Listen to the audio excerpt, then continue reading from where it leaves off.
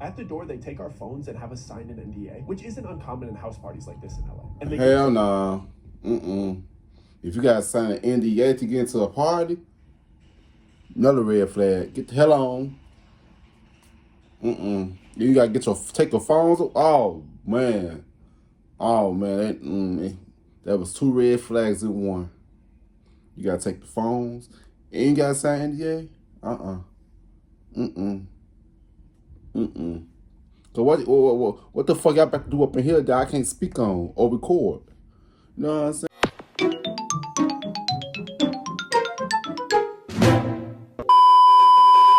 Yo, what's good? What's going on, YouTube? It's your boy Kewonis CB, and I'm back with another motherfucking reaction video. You know what I'm saying? Today's we're going to be reacting to a video that I found on YouTube on my recommendation. It said, I wish I never went to this party. You know what I'm saying? I watched some of the video. You know what I'm saying? And the story time was very good so far. So I was like, nah, let me react to it. You know what I'm saying? I want my supporters to watch this with me. You know what I'm saying? So I was like, let me react to it. So yeah, man. When I'll tell you, he was talking about him and his friend went to this little Hollywood party, and man, when I tell y'all, Hollywood parties got be weird as hell, bro. It's like I'm starting hearing these stories about Hollywood. You know what I'm saying? Like, god damn, bro. But I want to watch this video with you guys. You know what I'm saying? So, man, you have to give a thumbs up. Don't give a thumbs down. Kind of why I really don't care. Just you too. You know what I'm saying? Let's get straight into this video, man. You grab your popcorn, grab your snacks, grab everything. Grab the person who you watch my videos with, or if you're new, welcome. You know what I'm saying? But without further ado, let's get straight into this video. Let's get it. Talk too much. Story. So this story is the reason I stopped making content for 5 years. You guys remember when all those Vine stars and skit Instagrammers moved to LA in like 2015-ish? Yeah. So I wasn't a huge creator at the time, but I was there and around it all as all of that stuff was happening. I moved from Chicago to LA. Are you from Chicago, my fellow Chicago one? $2,000 in my pocket that I saved working at Steak and Shake with this other aspiring creator named David. I was much more into editing and being behind the camera at that time, and he was much more into Vine and vlogs and being on camera. That time of our lives was absolutely crazy. Everybody was broke, posting anything we could onto YouTube to get some attention. I happened to get a spot at the now notorious 1600 Vine Apartments, and David got a spot a little bit closer to USC. Everyone was collaborating with everyone, and it was the era of clickbait YouTube. And to be honest, it was clickbait and shit out until Hollywood started to notice that influencers were the next big thing, and that the landscape of the industry was changing. And we started to get invited to more exclusive parties and events, where it seemed as if old Hollywood was almost grooming new Hollywood. And there was rumors of this one gathering that was happening on a monthly basis, where it seemed like anybody that got invited saw a massive jump in their numbers, secured huge brand deals right after attending. But apparently this gathering worked on a buddy system. Someone had to vouch for you and bring you as a guest. And by blind luck, me and David ended up getting invited. Some talent agents saw me and David shoot a silly skit at a random party. He didn't invite us that second. He just told us that he saw something special in us and took our contact information. And listen, people do that all the time in LA, but this guy had a different feel to him. He wasn't trying to convince us he had connections or hype himself up like everybody else does. He was just super calm and had a sharp way of speaking that demanded respect. He was extremely brief, and after getting our numbers, he just said, "Look out for the invite," and walked away. And this is where it gets weird. I never gave this guy my address. I only gave him my number. But I ended up getting an invitation by letter. And at the time, I thought that is weird. Now that shit out there, I would have lost contact with them. I was like, nah, I'm sorry. I want to do that shit. How the fuck you get my motherfucking address? Who do you know that I know to get my fucking address? You know what I'm saying? Like, now that's some weird ass shit. So that shit tells me, oh, he working for the fucking elites. He working for the government. So how the fuck you know all my information? You know what I'm saying? And that shit, I would have cut. Nah, hell nah.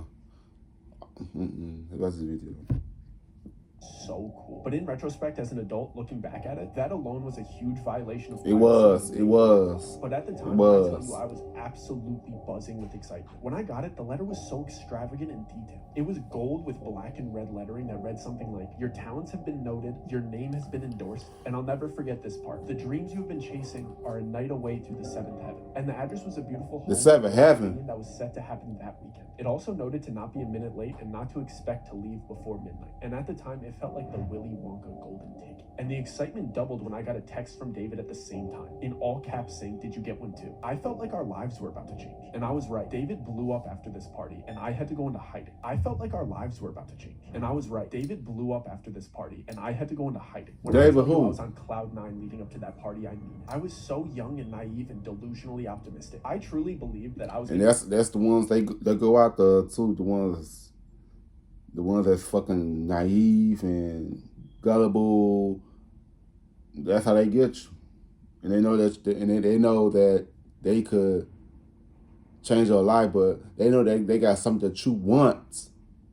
So you do whatever to get what you want, and they will manipulate the fuck out you. They will play you, boy. That's what happened to a lot of these content creators that is big, or these childhood superstars. Like, once they feel like they can take advantage of you, they will use you. You know what I'm saying? That's why you gotta be careful out here. You know, man. Don't be too quick to accept some shit. You know what I'm saying, from someone. Like, I'll be questioning for like, who this for? Why? Who are you? You know what I'm saying? You gotta ask questions to these people. You know what I'm saying? But yeah, let's watch this video.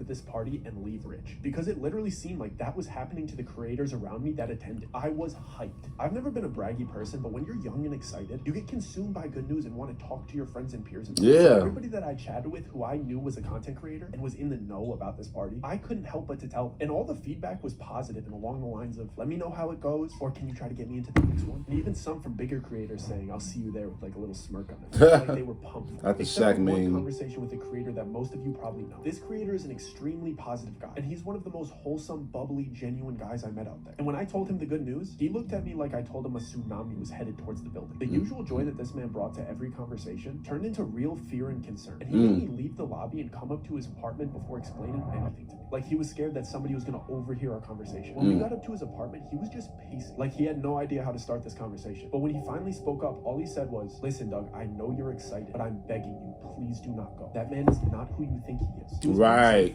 Right. You should listen to that friend. You should listen to whoever the fuck that was. He trying to save your life. But you know, some people doing, like, he probably thought that, oh, he just a hater. He probably don't want me to succeed, you know what I'm saying? He probably just hate. He probably don't want me to go, man, you just a hater. But the whole time, well, that means your friend, whoever he was trying to protect you. Watch this video. And I could see tears welling up in this guy's eyes. But I was young and I thought that I knew everything. I didn't even think the talent agent that sent us the invite was important. I was interested in the connection. I didn't really care if the talent agent was shady or if his intention was to sign me to a bad deal. I thought I'd just say no to any bad contract that he tried to sign, but still get to reap all the benefits of the party. So I tried to pry a little bit and ask follow-up questions, but all he gave me was, "I have a friend who went and he hasn't been the same since he didn't cooperate. I don't know what he saw or what they did to him, but Doug, I do not want to see that happen to you. I don't know what he saw or what they did to him, but Doug, I do not want to see that happen to you." I start reassuring them that they won't make me do anything that I don't want to do. I don't even drink, let alone take any party favors. So peer pressure isn't much of an issue for me. I make up a lie to get out of the situation because, to be honest, I selfishly wanted to stay excited about this party. And I really didn't want to hear anything negative about it. So I jokingly told him that I'd text him when I got home and that I had to leave to edit some videos tonight. What I was really doing was calling my dad to beg him for $100 to buy a rental suit. Mind you, we were all still poor, and I was living in an apartment that I could barely afford. My dad reluctantly sent me the money, and I immediately texted David to pick me up tomorrow at 5 p.m. so we could both get our suits before the party and grab food before we head to the party at 11. When David picked me up the next day, he was so excited and in such a great mood that I had to hide my concerns from him, at least while we were shopping for the rental suits. I had to manufacture excitement because David always has his camera out, and I wouldn't just be spoiling the mood, I would be ruining the content that he was trying to record. So I went along with it throughout the shopping process. Our plan was to drop his car off at my apartment, walk to the In-N-Out Burger on Sunset Boulevard, eat, and then change into our suits in the bathroom and hop into the Uber, so we didn't smell like burgers. When we finally sat down to eat, I took that opportunity to bring up the warning that my friend gave me the day before in his apartment. I told him everything that he said to me and how scared he looked when he said it, and that I was feeling a little bit worried about going to this party. David cut me off before I even got to finish my sentence and firmly But I'm not gonna lie. If somebody try to tell you some shit, some real shit, and tears come from their eyes, believe them. Believe them. Because that's not no fake emotion, bro. That's not no fake emotion. You can't fake that shit. Like, Man, 'cause I be do like that like that sometimes too. Like, man, Joe, let's watch this video. And then went on a rant about how my friend is a jealous clout chaser and that he's just He salty not. that his content isn't good enough and Man. invited to something like this. He said it in a half serious, half joking tone like he always does when he wants to get his way. Then he finished off by guilting me and saying, "Doug, don't ruin this opportunity for us. Please just get through this party for me." I'd never heard anybody talk about my friend that way, but I'd known David for so much longer, so I trusted his judgment. So I nodded my head and called the Uber. We changed in the bathrooms and hopped into the Uber, just and David thirsty. starts recording again. So I He ain't care for you. excited again. But once we got off the side streets and started driving up Laurel Canyon, I started getting anxious and internally panicking. If you're not familiar with Laurel Canyon, it's filled with beautiful homes, but at night it's extremely dark and borderline freaky, especially when you consider all the history with the Manson murders in that area. Part of me feels like we're dropping ourselves off into a setup, but once we arrive, all of my worries get washed away. We pull into the driveway and this house is beautiful and extravagant. And everyone waiting in line to walk in is smiling and laughing and friendly. So I get excited again. At the door, they take our phones and have us sign an NDA, which isn't uncommon in house parties like this in LA. And they Hell no. If you gotta sign an NDA to get into a party, another red flag. Get the hell on. You gotta take your phones. Oh man. That was 2 red flags in one. You gotta take the phones. And you gotta sign NDA? So what the fuck y'all about to do up in here that I can't speak on or record? You know what I'm saying? People be trying to keep shit so fucking top secret. Man, get the fuck out of here, bro. What's the video?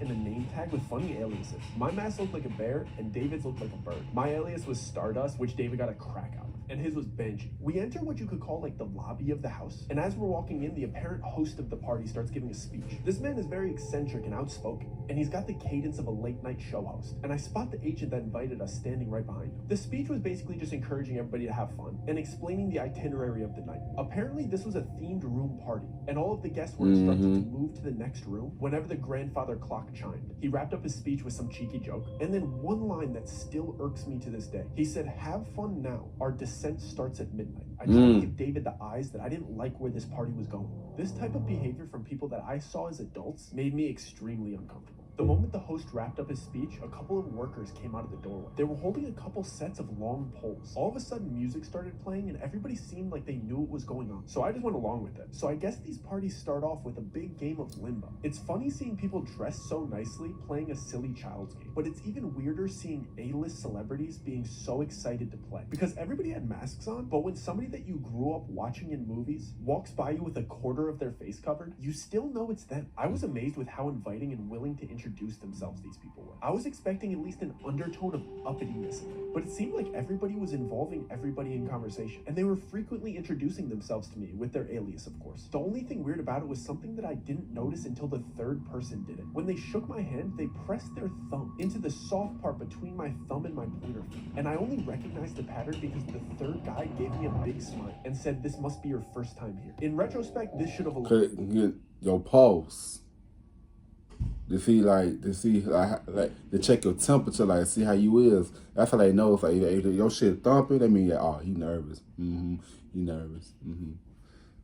Man, this shit is crazy, bro.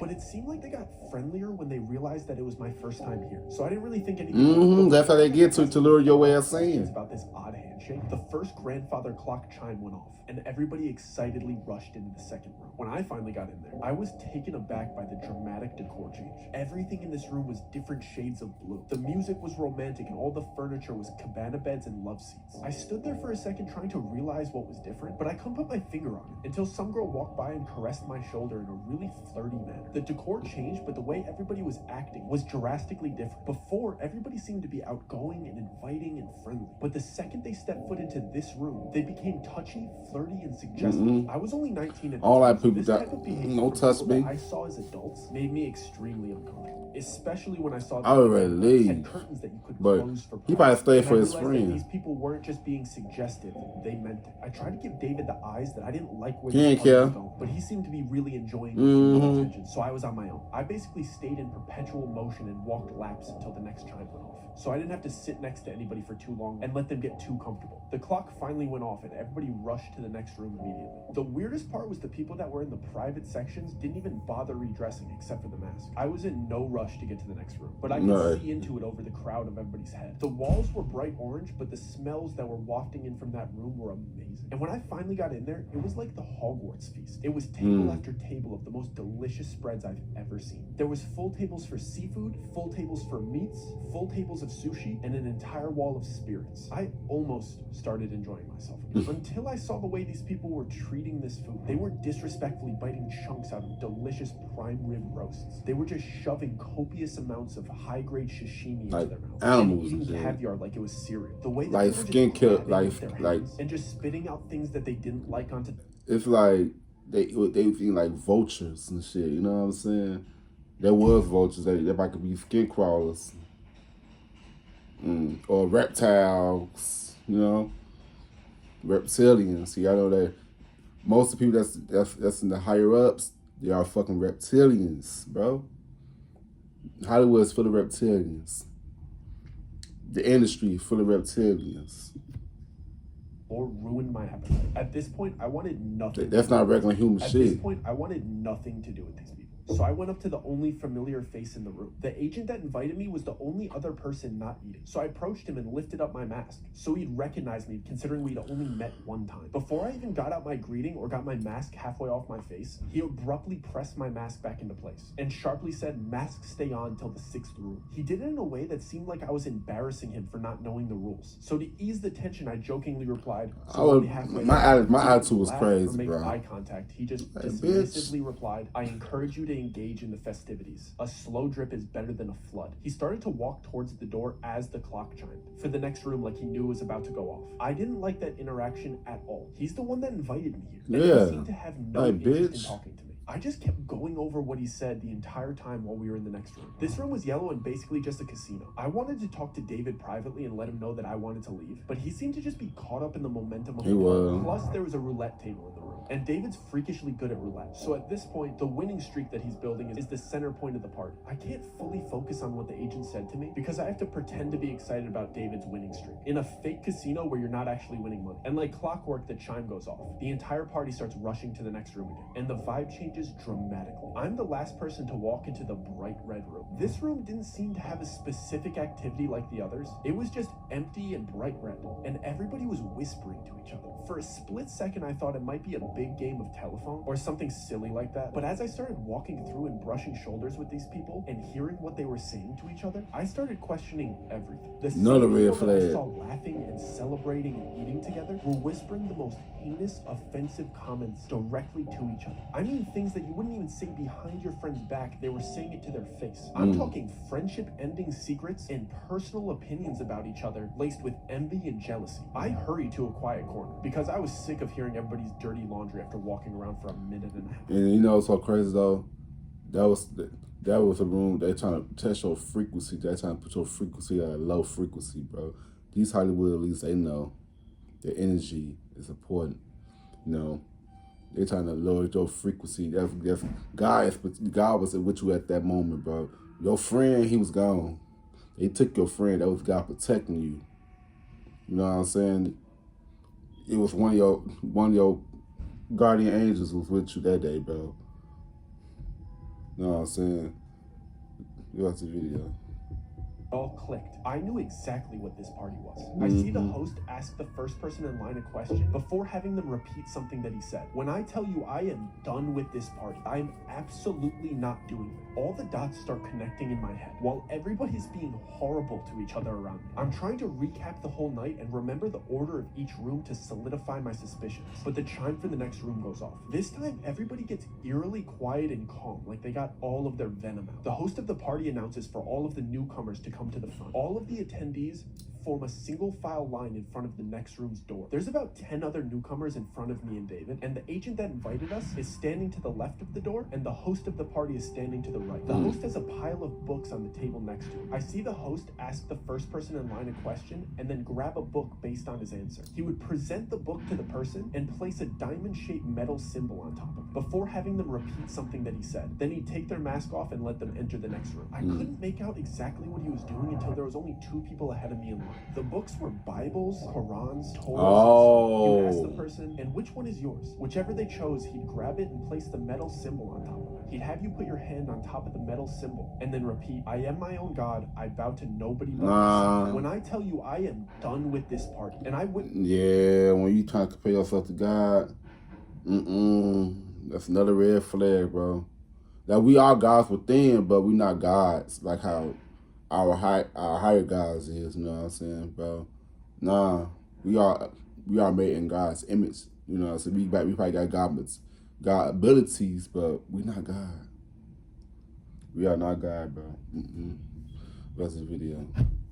Around and I tell David I am absolutely not doing that. David whispered back in a joking tone like he always does. Dude, it's just a party, who cares? Whatever. In the next room. And he skipped me in line to show me that he'd do it first to make me feel more comfortable. Whatever. He went through with it and giggled his way into the next room. It was my turn, so I tried to play it cool and whisper to the host, do you mind if I skip this part? It's making me a little bit uncomfortable. I thought he'd subtly break character and reassure me that this is just a party theme and it's all good. Instead, he whispered back to me in a really kind tone. Of course, man, don't worry about it. Just take your mask off and turn around. I was relieved for about a split second before the agent that invited me here grabbed my arm and started guiding me towards the exit. And I see that don't touch me, I got myself. Staring at me straight face. I was like, what the fuck y'all looking at? Standing up and loudly shouts like he's starting a chant. The price was not paid. And then everybody in line that was staring at me chants in unison like they knew exactly what to do. Remove the profane. And they repeat it over and over until I'm through the exit door. The price was not paid. Remove the profane. Wow. The price was not paid. Remove the profane. Wow. So the agent just walks me to the closest door. He doesn't even walk me to the front of the party and out the front door. He just puts me out into the backyard. It's 4 a.m. My friend's still inside. I don't have my phone. So I decide to walk around the right side of the house because that's where all of the party attendees were kind of headed. Let me see if I could peek in and maybe flag down David to let him know I got kicked out. And there's some windows. He didn't care for you. Of course, these windows are like... Look, let me tell you something. Your friend is gone. They got your friend. They got him. They got him. Ain't no saving him. Shit, it's like your friend he cared more about his career path than you. The more than you care about him. Hey. Church stained glass windows, and you can't really see through stained glass windows like the colored ones, but if you go really close and you look through the white parts, you could kind of see clearly what is on the inside. And this room is like a bizarre church replica without all of the seating. It's just a big church-like room, and all of the people that were in there had their masks off, and it was like a big circle and almost like an initiation, and all of these celebrities are standing around in a circle around the other 9 new people. It was 10 excluding me, and there was big TV grade cameras recording, and it looked like the group of celebrities and everybody else that was there was kind of cheering them on, but then there was clearly people in there that were much more serious and kind of threatening, and the 10 new people were in the middle of this room being forced to do horrible things that I wish I could unsee, and the new people clearly didn't want to do these things. They were being forced to do these things, and they were clearly recording it, and I see my friend being forced to do these horrible things in front of these people and in front of these cameras. I just start panicking. I don't know what to do. So in my head, I'm like, I just need to get out of here. So I start speed walking to the front of the house, and I'm thinking I need to get out of this gate. There's only one street. We're on Laurel Canyon, so it's either I go left and start running towards Studio City, or I go right and start running towards West Hollywood. I'm not about to go knock on other people's doors. I'm just trying to get back to like civilization, and I'm trying to remember if we're closer to Studio City or if we're closer to West Hollywood. I don't even know. As I get to the front of the house, one of the employees is standing there, and he's standing in front of a car, and he has my phone. I'm not sure if he knows that I just saw everything, so I'm kind of standing there deer in headlights, but he just politely goes, here's your phone and here's your ride. Don't worry, the driver will take you home. How the fuck he know that which one was his phone, though? That part right there gets me. How the fuck you know what it was? All these people in this house. How the fuck you know that was his phone? You know? Like, yeah, that's the video. Take my phone and I sit in the car and I'm trying to gauge to see if this driver has any malicious intent, but he doesn't seem to. And within the first 3 minutes, I know that they don't think I saw anything. They were just getting my stuff prepared. prepared and my car prepared to take me home, because they're under the impression that I didn't see anything and I got kicked out before any horrible things started happening to people inside of this party. So I get in the car and I'm checking my phone, and my phone was fully charged when I got here, so I don't know what they did, but my phone won't turn on. I have to sit through this 30-minute car ride. One of my best friends is back at this party getting mistreated and recorded doing horrible things, and I can't. Man, that's why you gonna go to these Hollywood parties, bro. Suspense-filled car ride, thinking about all of the people that were so nice to me inside of this party, and the whole intent of this party was to butter me up to get me to do these horrible things. And when I finally get back to my apartment, I run upstairs, I plug my phone into the charger, and the first texts that come through are from my friend Joe. And I completely forgot that my friend Joe was coming to visit me. He was coming on a little mini vacation, and I was gonna play tour guide and show him around the city. So now I'm thinking I only have like 4.5 hours to sleep before I have to go pick up my friend from the airport, and I still don't know if my other friend is okay. So I'm blowing up David's phone because he's still at this party, but I set a timer so I get to the airport to pick up my other friend. So I barely get any sleep. I drive to LAX to go pick up Joe, and I drive him back to my apartment, and when I'm coming back into my apartment, David's in the lobby and he's talking to some other big creators, like bouncing video ideas. It's like 9:30, 10 a.m. at this point, so we're just kind of having coffee by the cafe and chatting. I tell Joe to go upstairs to my apartment and drop off his luggage, and I go ask David if I could talk to him really quick. I'm clearly very distressed, and he's being very jokey with me, and he doesn't seem like anything bad happened. And he's just kind of making fun of me for getting kicked out of the party. I'm just letting him talk for a little bit, and I finally tell him I was looking in through the next window. I saw what they made him do, and I was just asking him if he's okay. And the second I said that, he immediately switched on me, and he started damn near cussing me out and saying friendship-ending things, and his eyes turned from happy and... Man, when I tell you, they possessed his ass, bro. You know what I'm saying? They possessed him, bro. Man, they took away all his good energy and put negative energy into him. You know what I'm saying? Man, a friend was gone, bro. He was gone. That wasn't your friend anymore. You know what I'm saying? That's this video.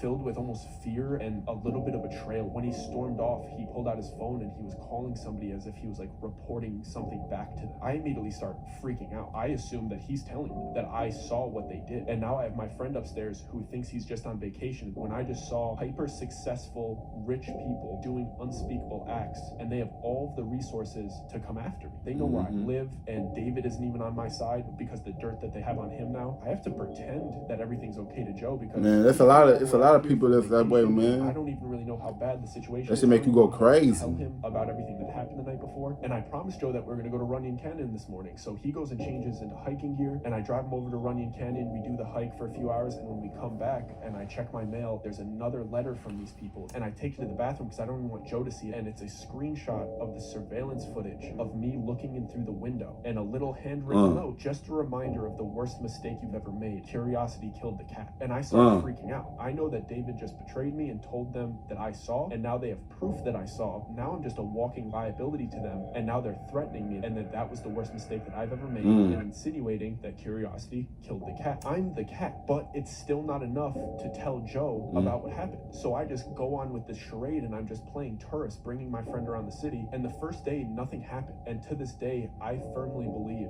that the only reason they didn't do anything to me is because Joe was there with me that whole week, and he had just finished the police academy. He was officially a police officer. So I think me being with him is the only thing that kept me safe, because they weren't willing to do anything to a police officer. And I knew for sure they were keeping an eye on me the next day, because Joe asked me the night before if I had half and half for our coffees the next morning, and I didn't have any half and half, and he just jokingly said, who has coffee and doesn't have half and half? It was a conversation in passing, it was a joke, and the next morning we woke up and there was a full half and half in my fridge. And the only reason I noticed that is because Joe said, thanks for running out early and grabbing half and half, you didn't have to do that. I was kidding. I didn't go and grab that half and half. I knew that somebody was not only listening, but entered my apartment that night while we were sleeping. And then they started to do these things that only I would notice. Things that if you told anybody, they would look at you like you were crazy. Each night that we came home and we were just winding down and watching TV, I would go to turn my TV on and the remote control wouldn't work. And I would check the batteries, and the batteries would be switched from positive to negative and negative to positive.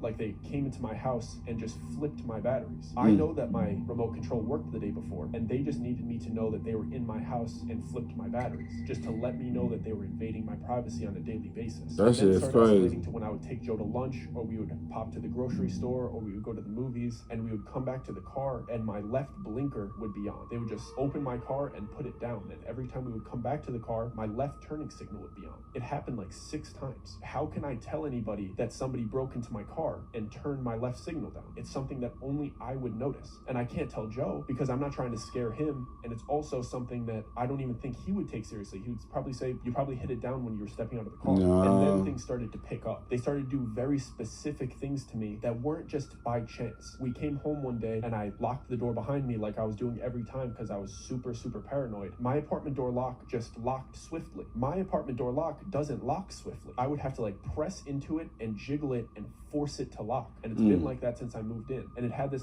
sharp little nub on the front that I would feel with my thumb every single day. And one of the days we came home and it just smoothly locked and the nub wasn't there. So they were letting me know that I can't even lock them out. But how do I tell anybody that they're doing this to me? Because they would just say the apartment was probably aware of it and changed it. And I still wasn't able to tell Joe because I would think that he would come to the same conclusion. But then the next day, we go to the car to go to breakfast and we get into my old car that I've had for 5 or 6 years at the time. And I grab my gear shifter and I go to pull it into reverse and it smoothly goes from park to reverse. And my gear shifter doesn't smoothly go from park to reverse. You have to wiggle it in a certain way. You have to press the button with your thumb in a certain way to get it into reverse. I only know this because I drove this car every single day for 5 years, and this gear shifter is pretty much broken. It's an old car. And that morning I got into my car and it smoothly went from park to reverse, and the wooden finish on the gear shifter was different. Mine had scratches on it and this one was brand new. So they were telling me not only are they able to just break into my car and turn the left signal down, they're also willing to... Oh my God. Y'all know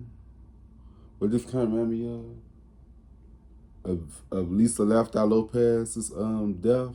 They probably fucked up her gears and shit, bro. Hollywood Elise, cause I know Hollywood Elise, she was exposing the truth about Dr. Sebi and how he for the chance to work with the fruits and shit, diet and shit. They probably fucked up Lafayette's car. They probably killed her, bro. Oh my God, when he was talking about the car, they were fucking with his car and shit. The Hollywood Elise, they know where you at, bro. It's like, I don't know, bro. Damn. That shit is crazy, but that shit made me think about that, bro. All these celebrities that's gone, that died mysteriously, this shit just made me, man, bro. Damn, bro. What about this video? Manipulate my car. Now I know for sure Joe isn't safe either, and me not telling him these things puts him into danger because I'm driving him around in this car. And if they could change my gear shifter, why wouldn't they be able to cut my brakes? So I basically just break down and I have to tell Joe everything from start to finish about this weird party with this weird agent and the little things that I've been noticing all week, and that this was the last straw. And Joe believed me because we used to drive around in my car together all the time, and sometimes he would drive my car. And he made me promise that I did not get that fixed. The gear shifter was still broken yesterday and it's fixed today, and I didn't do that. So that won him over, and he basically said, we need to get out of here. It shook him. I would have get the fuck out of there too. These people in the house. When I told him I didn't get the half and half, when I told him all of these things that were adding up over the last couple days, it freaked him out. He's like, bro, we got to go back to your apartment. We got to get your stuff. We got to get you out of here. Then my entire world is shattering. I moved out here and all of these things were going great for me, and I had a place and I had friends and I didn't want to leave. Maybe the stuff will die out. I'll be able to work with other people. It's going to be okay. I don't want to just leave my apartment, leave all my stuff. But Joe insisted that we went back to my apartment to grab his stuff and mine and then go stay at a motel before he leaves the next day. And when we got to my apartment, David was in the lobby with other creators by the cafe again, and I went up to him. I didn't really have any idea about what I was going to say to him. All he did was hand me a coffee, ignore everything that I said, and walk away. But then when I looked at the coffee, it had a little napkin wrapped around it. I saw that something was written in Sharpie on the napkin. It said, I'm so sorry. You have to leave tomorrow with him, otherwise it's me and you. And I went upstairs and I packed a couple backpacks. They threatened him. I left LA the next morning with my friend and I never went back. Joe and I rushed out of that city as fast as we could. I packed as much of my stuff as I could and we just started driving. We were both genuinely scared for our safety at that point. So we decided to skip Joe's scheduled flight and just drive to Las Vegas. And then we were just gonna fly home from there. There was something that just felt comforting about being out of the state. Not to mention Joe wanted a real briefing about what went down, because I had just basically told him the cliff notes and begged him to believe me so that we could pick up and leave as soon as possible. For the first 2 hours of the drive, we primarily kept our heads on a swivel and just made sure that we didn't take any making wrong turns to further extend this trip. There were a few cars that made me feel like we were being followed, but it was just my paranoia enhancing an A-type personality driver into a stalker. Once we were out of California state lines and into Nevada, we could both finally exit. I felt real relief wash over me for the first time since I got kicked out of that party. We stopped about 15 minutes into Nevada at a pit stop. We used their Wi-Fi to book a hotel for Vegas that night, along with the plane tickets for the next morning. Once we had our escape plan fully booked, Joe just started laughing, and I couldn't help but just start laughing too. We shared a lot of crazy stories growing up, and we always seemed to find ourselves in sticky situations together. Man, it was just hilarious. That's your ride or die right there. Now that's your real friend. It felt really good to laugh about it because it made me feel like it was finally over. We got back into the car to continue our drive, and Joe playfully said, "So you have 1 hour to explain to me why we're fleeing Los Angeles over some half and half and a gear shift before we get to Vegas and we make this trip worth it." I realized how bizarre this whole situation must have looked from his perspective. He flew in for a fun vacation and arrived to see his friend in a crisis. As I started to explain to him the series of events, things really started to click for me, especially with his input as a police officer. I'm going to recap some of the events that I had already explained, but with the conclusions that we came to together. Clearly, the man that invited us to the party was a predator, and we were just perfect targets for him. We were young kids with enough of a following on socials to influence all of the other... You know so crazy. The predators always go after young kids, young gullible kids. You know what I'm saying? If they know that you smart, they're not gonna come after you, bro. You know? Yeah, that's the video.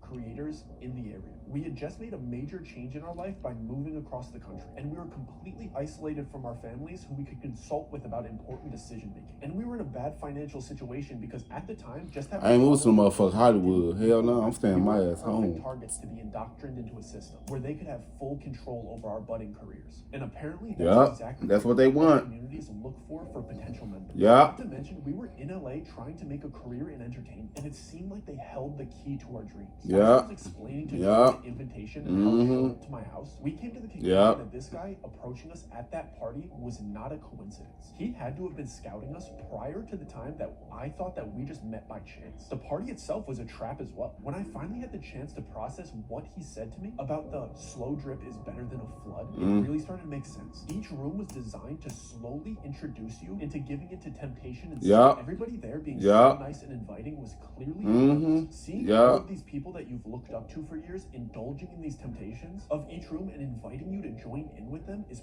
perfect peer pressure. You don't want to let your idols down, so you voluntarily engage in an activity in each room that just gets fuck idols. Don't look up to these people. All person you can look up to is God, bro, and yourself. You don't got nobody to look up to. You could be inspired by somebody. I don't never look up to nobody. Shit.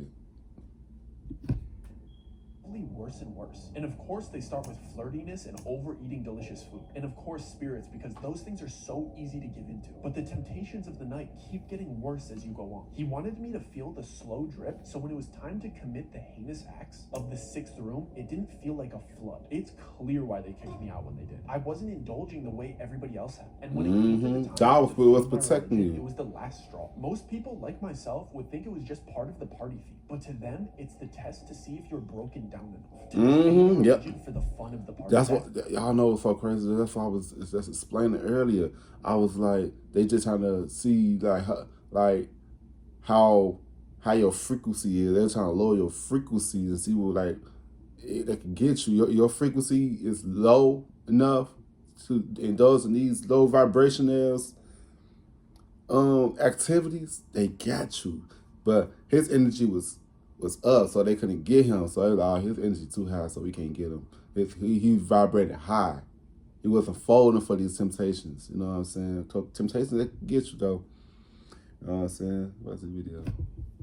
6th room was the flood. It was dramatically worse than the rooms that I had experienced. And the only way somebody would give into the peer pressure to do what they were doing in that room is them being primed to do so with everything that happened before and had just spoken the words that they're not God-fearing. I realized that the people that would go to that party didn't just blow up overnight because of the power of that little cultish group. They scouted young creators like myself and David, who they believed were going to blow up regardless of their help, and get them to commit heinous acts on camera. So when they did eventually blow up, that's when they can have something against you. So when you do blow up and trying to speak against them, that's where they go throw that shit trying to humiliate you. That's why you gotta be careful. Gotta be careful.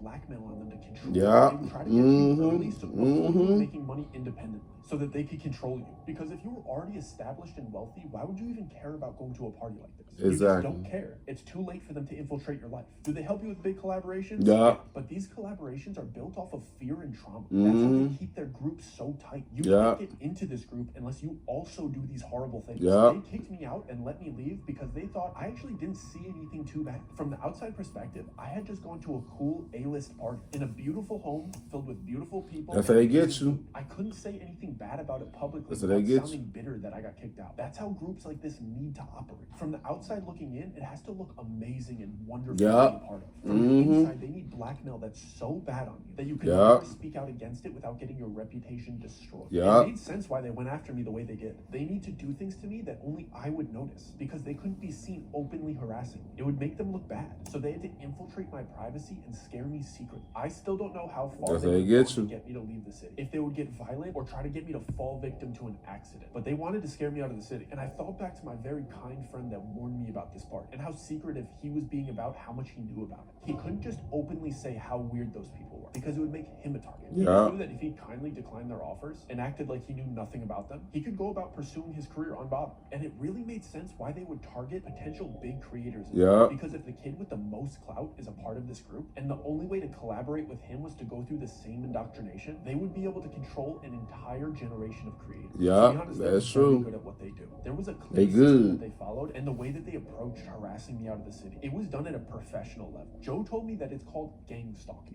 Gang stalking. It actually isn't happening. And what I mean by that is most of the time that somebody reports that a crime like this is being committed, it's actually a paranoid schizophrenic having an episode. So they harass you in a way that make a lot of sense though. That's why a lot of these celebrities that they call crazy is acting the way that they acting because they want to speak the truth but they can't. You know what I'm saying? Yeah. Let's watch the video. Police department would consider it a mental disorder. It's not a mental disorder, bro. The way these people operate is cult-like, and everything that they do is intentional. I was never even a conspiracy theorist or anything like that, but my perspective on show business in Hollywood completely changed on the way to Vegas. All the dots connected, and I saw how truly evil some people in that industry actually are. And when I got to Vegas, I started to see how openly they show it. I know I've spent this whole time talking about how secret and exclusive this party was, and how everybody that knows about it has their lips zipped shut, but when we had arrived at our hotel near the strip, I started looking around at the big signs and promotions, and they really don't hide it. There was cultish symbolism in all of the music. It's everywhere. Everywhere.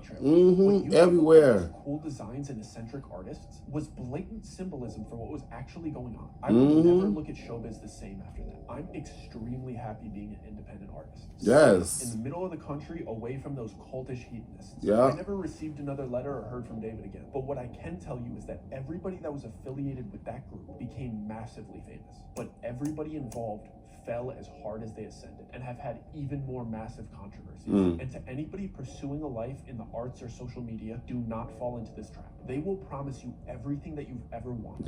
But take it away whenever they please. And I promise you will hurt the people around you in the process. Welcome to the society. Guys, if you enjoyed this story and want to watch more, some real shit. Full stories and episodes on the channel. We have the Stairs, the Giggler, and we got a couple more coming. So if you haven't subscribed already, I would deeply appreciate if you did. Of course, like this video. I'm an independent artist, so your likes and subscribes and comments mean. Man, that was a good story, man. Man, when I tell you, I had to react to that. I want everybody to see, everybody who watches me to see this, you know what I'm saying? Because Hollywood is evil, bro, man. I like how he just broke everything down, you know? I hope y'all was listening to what he was saying, though, because he's not the only one that says some things like that. Because Hollywood will make you go crazy. It will make you do crazy shit, bro. That's why you always supposed to keep God on your side, bro. Don't never trade your dignity for fame and shit, bro. Because that shit's not gonna be birthed at the end, bro. All this materialistic shit that they promise you, that's not gonna be birthed towards the end, bro. Always keep God first. Stay grounded, stay protected, and don't fall for it. But yeah. If you guys like this video, go give it a thumbs up. If you don't give it a thumbs down, I don't know why. Okay, just the two. Also, comment down below some video ideas that you guys want to react to the next, and Comment down below your thoughts about this. Yeah, I'll see you guys in the next video. I love y'all.